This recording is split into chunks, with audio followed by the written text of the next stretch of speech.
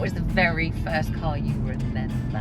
My dad, when I was very, very young, had something called a Hillman Hunter, which most people who are listening or watching this won't even know what that is. It was like a shooting brake estate car.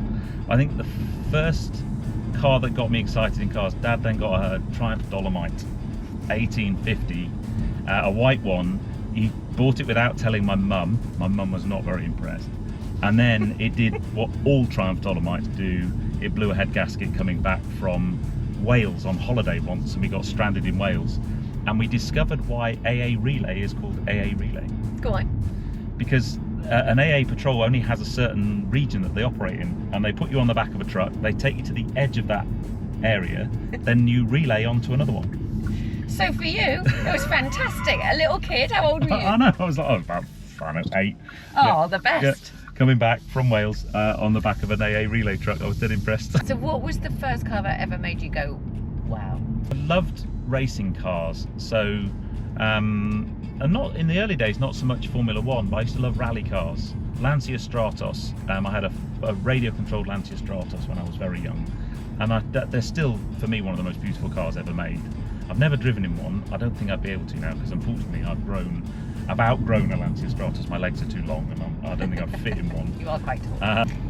More modern cars, what strikes you? It's a car that you would use every day, and you know, I've got 2 little dogs, and I love my mountain biking and road biking, so I always want a quite practical car. So I do like either a kind of hatchback or estate type car. So Audi RS4, performance end of the spectrum is normally where I would go.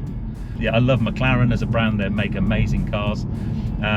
But yeah, no, I think just a sort of performance hatch type cars, Hyundai i20N or yeah, something of that ilk, I think. Okay, what was the first car you ever owned? The first car I owned was a Mark 1 Ford Fiesta. Of course it was.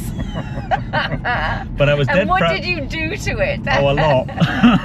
I was dead proud because it was the 1.3 gear.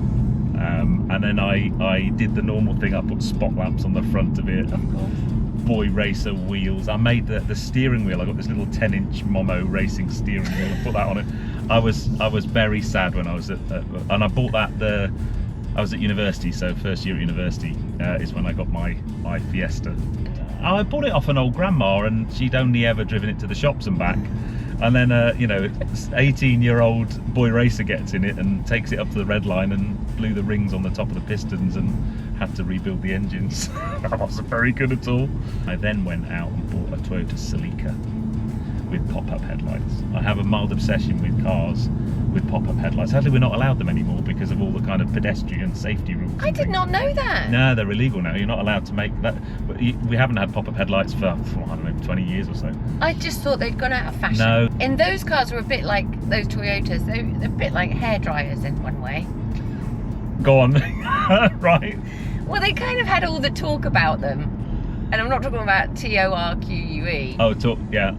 Do you know what I mean? They were like... all show, no go. Yeah. Well, it was a 2-litre 16 valve. It was quite... It was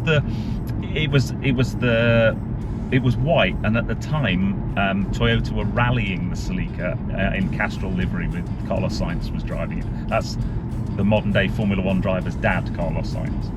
When you were growing up, or anyway, are there any particular car journeys that stand out for you, either from your childhood or as a adult? Whenever we went on holiday, my dad hated the motorway, so he'd never go on the motorway because he liked to drive the car properly. And this is back in the days before sat-nav, so he used to write the little, what's called a strip route, so on a piece of paper all the different roads and stick it to the dashboard. So that was like the old school sat-nav. And we go down to Cornwall on holiday or North Wales, and I think those car journeys were, you know, we didn't have iPads and things like that. We used to stop at a little chef and have, you know, your little chef breakfast. Again, little chefs don't exist anymore. But it was always an adventure going on long holidays back then. But my dad was a fighter pilot in the war, and my mum was a driver in the war. She was the intake ahead of the Queen in the army.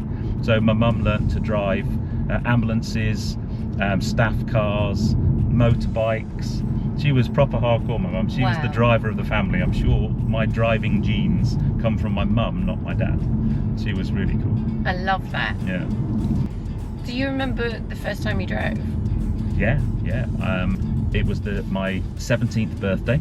I had a driving lesson on my 17th birthday, and then my dad used to take me to some quiet lanes near the house, and we'd practice for hours. We used to drive as slowly as possible for hours. It was a Peugeot 309, and I lent my driving instructor a Peugeot 205. But Dad used to put a glass of water on the dashboard, and I'd have to drive as slowly as possible and make sure I don't spill any. That's brilliant. Yeah. And we used to call it inching, but it's brilliant clutch control practice. If I were to say to you, given what your job is, you have one car. Yeah. And you're going to have it for the rest of your life, and you're never going to drive any other car. Oh. What would that be? Oh man, that's hard because it's got to be kind of quite practical, right? So it would have to be, I think, a fast wagon that ticks all the boxes. You know, an Audi RS4 or an M5 Touring or an M3 Touring or something that, you know, you've got the practicality and the speed. Classic car wise, Austin Healey 3000. Okay. That would, if I were to go in there and spend a load of money on a classic car, that would be it for me. A dream halo car, if I had any amount of money and literally could buy anything, then it would have to be a McLaren F1, I think. But I think that would be a fairly stock answer for most petrol heads. If you said name the one car, unlimited amount of money you could have, it would be a McLaren F1. It was built 20 odd years ago, and it still looks like it was built yesterday by aliens. So current car? I have two cars. I have the car that I started my YouTube channel with, which is a Mini Roadster, a John Cooper Works Mini Roadster. Nice. Which I love, called Ruby. I name all my cars. Oh, you do? And all my bikes, yes. Much to the dismay of a lot of YouTube audience. They think I'm a complete idiot, but all my cars have got names. So Ruby Roadster, very highly modified now, running 270 horsepower. But yeah, I love that car to bits. And then last year, I did have a Mini Clubman, but unfortunately they got written off by a log. My wife Tracy was driving it, and the log fell off the lorry in front, went under the car and wrote the car off. So Charlie Clubman is no more. Named after call sign Charlie from Top Gun. Okay. And then last year I bought a Porsche Boxster. So I have a Porsche Boxster 718 GTS, which I love to bits. Lady P. Lady Penelope. Yeah. And yeah, I've always lusted after owning a Porsche, so to finally get to a point where YouTube has helped me do that, picking up the keys to that was very, very special moment indeed.